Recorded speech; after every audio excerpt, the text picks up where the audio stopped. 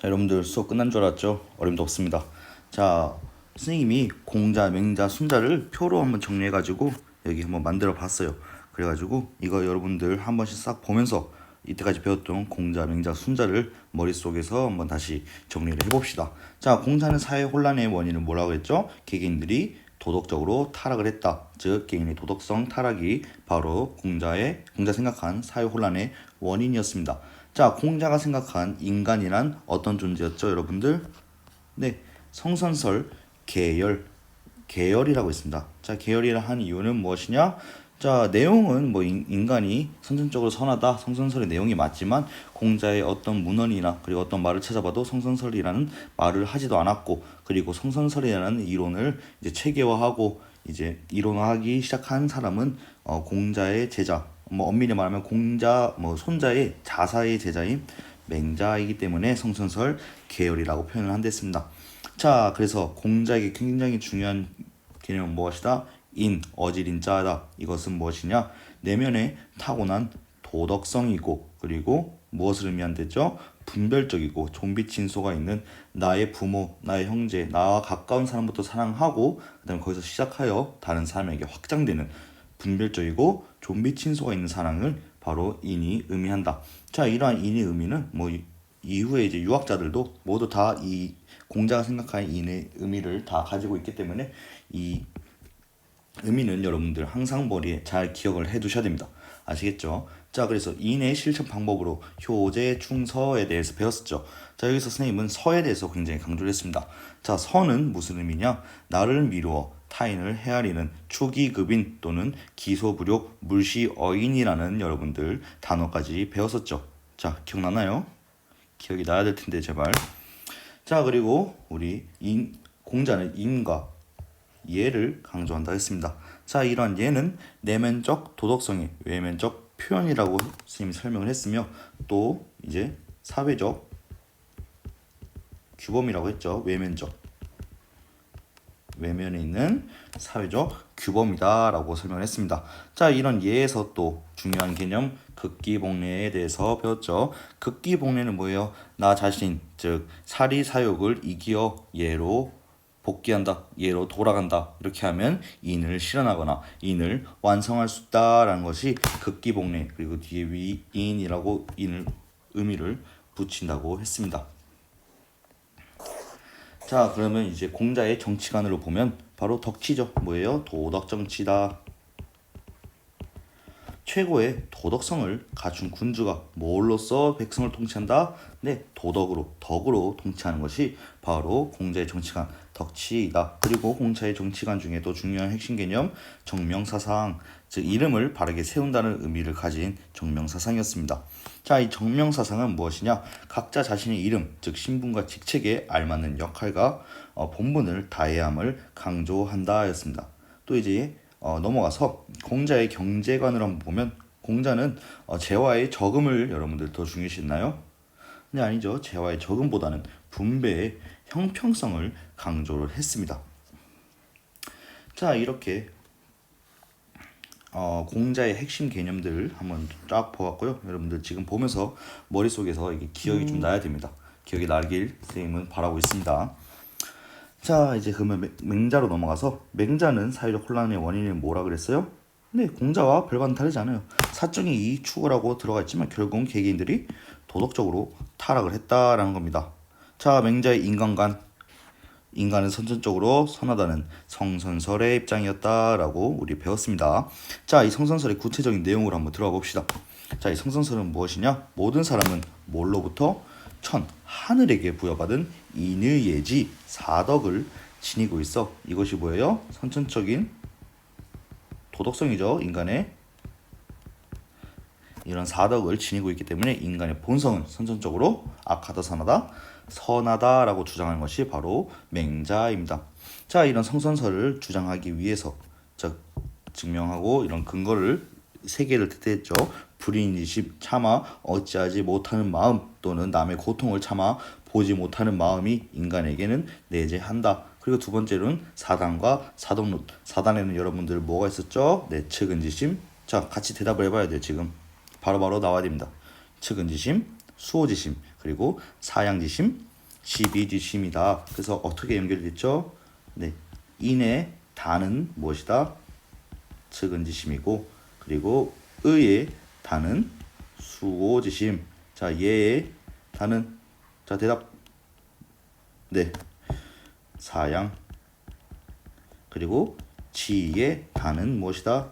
시비지심이다. 그래서 사덕과 사단이 이렇게 연결이 된다라고 했습니다. 자, 그리고 마지막 성선설의 근거로 양지, 양능설에 대해서 배웠죠. 양지란 생각하지 않고도 아는 것이고, 양능이란 배우지 않고도 행할 수 있는, 그리고 도덕적 실천 능력과 도덕적 인식 능력을 말하는 것입니다. 자, 그리고 여기서 또 호연직이란 거 여러분들 배웠죠.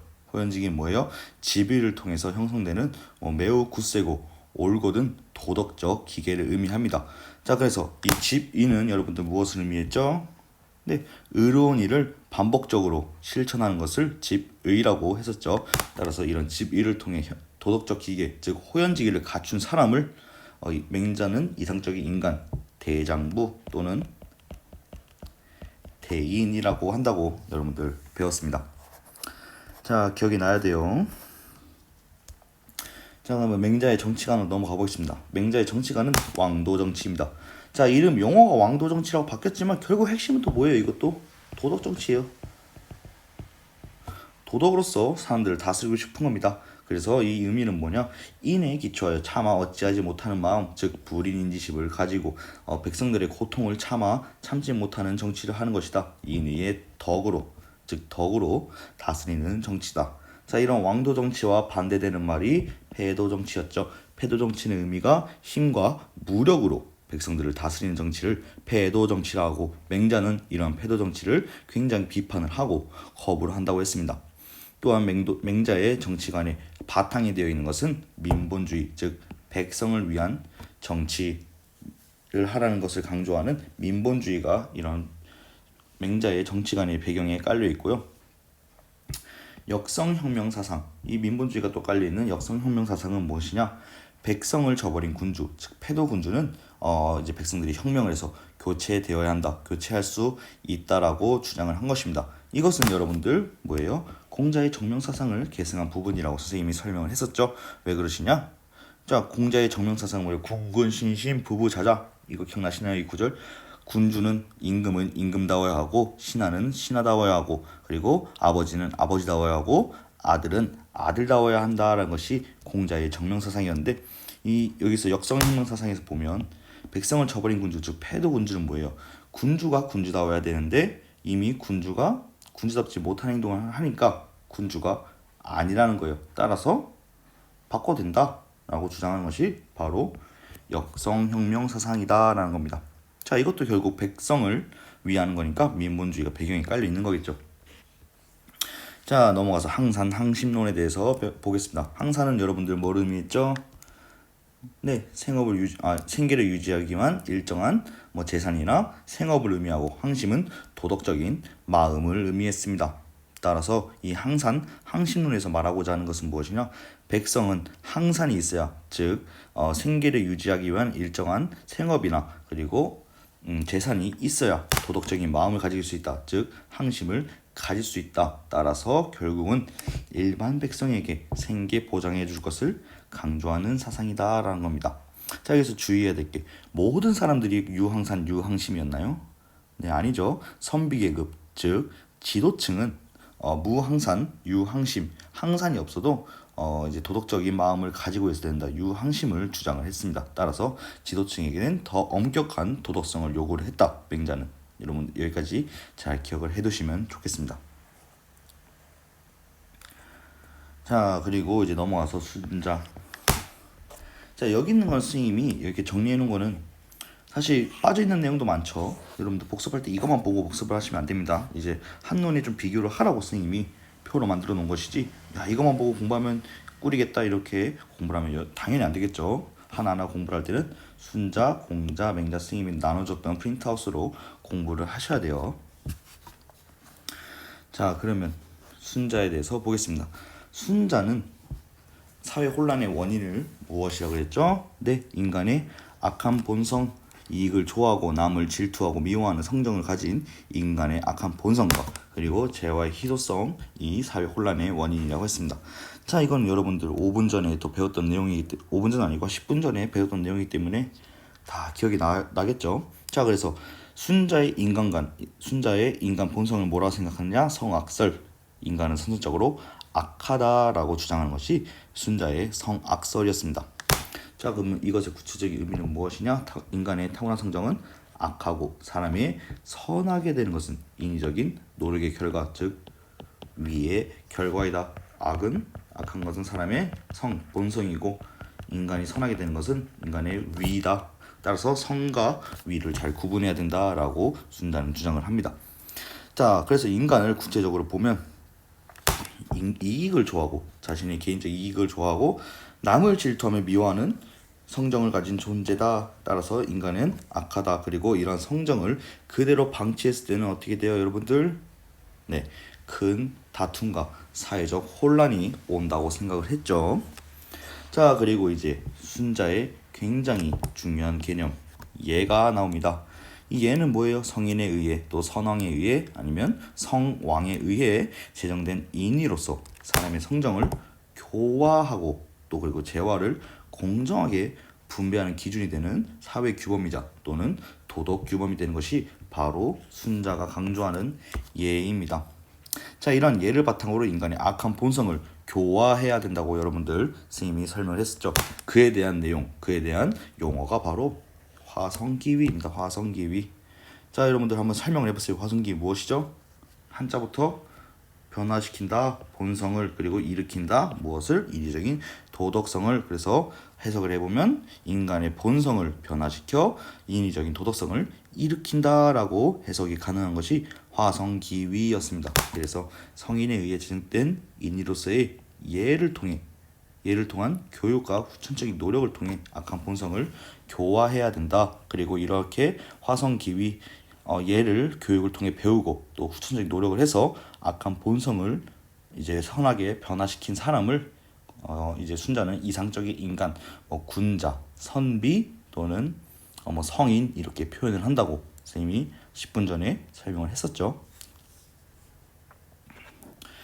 자, 이 순자의 정치가는 바로 예치입니다. 예를 통치의 표준으로 삼아서 정치를 하는 것이죠. 그래서 구체적으로 보면 덕의 유무에 따라 사회적 지위를 정해야 된다고 말을 하고 또 능력의 유무에 따라 이제 전에 했던 사람들이 하는 게 아니라 능력의 유무에 따라 이제 관직을 맡겨야 된다라고 순자는 주장을 하게 됩니다. 자, 그리고 이제 천관, 하늘 또는 자연이죠. 자연을 어떻게 바라보는가에 대해서 보겠습니다. 자, 공자와 맹자는 기본적으로 성선설의 계열이고 이런 인간의 선천적인 도덕성, 이런 선한 본성을 하늘로부터 부여받았다고 기본적으로 생각을 합니다. 따라서 그래서 천인 하빌 사상을 가지고 있어요. 천관에 대해서 읽어보면 하늘은 인간에게 무엇을 부여한 도덕성을 부여한 원천으로 인간의 삶에 직접적으로 개입을 했죠. 인간과 자연이 하늘 또는 자연이 연관이 되어 있죠. 여러분들 생각해보면 왜냐? 인간의 선한 도덕성은 하늘이 부여해 준 거니까요. 따라서 인간과 하늘은 서로 별개의 존재가 아니다라고 생각하는 것이 바로 이 공자와 맹자가 생각하는 천관입니다. 자, 이와 반대로 순자는 이러한 생각을 거부한다고 그랬죠. 따라서 천인 분이 인간의 일과 하늘의 일은 다르다, 구별된다라고 생각하는 것이 천인 분이었습니다. 그래서 이것이 말하고자 하는 것은 뭐예요? 인간의 능동적인 주체성을 강조한다라고 선생님이 설명을 했었습니다. 자, 그래서 읽어보면 하늘은 인간에게 도덕성을 부여하는 도덕성의 근원이 아니고 그저 무엇이다? 자연현상, 자연천이다, 자연현상일 뿐이다. 그래서 따라서 인간의 일과 하늘의 일은 분리된다고 생각하는 것이 순자의 천인 분이 사상입니다. 자, 이렇게 또 구별이 되는 부분이 딱 있죠. 자, 이렇게 공맹순이 좀 차이가 나는 부분이 있어요. 맹자와 순자는 딱 보면 문제가 뭘로 많이 나올 것 같아요. 평가원 같은데 성선설과 성악설 정말 대비되는 특징이 있죠. 자, 그래서 근데 이제 공맹순 모두 이 유학자들이 공통점도 한번 봐야 될 거 아니에요. 결국은 궁극적으로 지향하는 것이 도덕 정치를 지향한다. 덕으로서 사람들을 다스리는 이런 도덕 정치를 지향한다는 것이고, 결국은 또 도덕적인 인간, 뭐 군자, 성인, 그다음에 뭐 군자 성인이라고 표현이 되는 도덕적 인간을 지향한다는 것이 공맹순 이 세 사람의 공통점이라고 여러분들 볼 수 있겠습니다.